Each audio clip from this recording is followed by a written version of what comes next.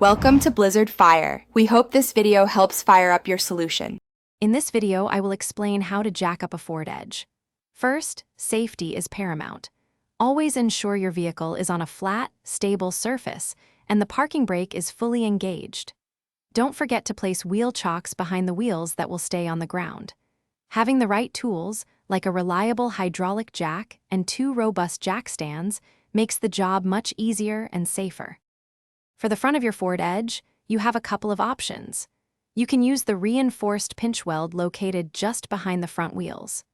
Alternatively, a very common and secure central point is the sturdy subframe crossmember.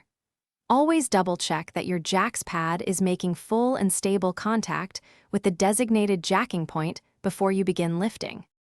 Moving to the rear of your Ford Edge, similar to the front, you can use the reinforced pinch weld found just in front of the rear wheels. Another excellent option is the rear subframe or a sturdy part of the suspension system. Once you've positioned your jack correctly, slowly begin to raise the vehicle until the tire is approximately 2 inches off the ground. This is a critical safety step. Once your Ford Edge is lifted, carefully position 2 sturdy jack stands directly under the vehicle's frame rails, close to your jacking points. Then, slowly and gently lower the vehicle until it rests securely on both jack stands.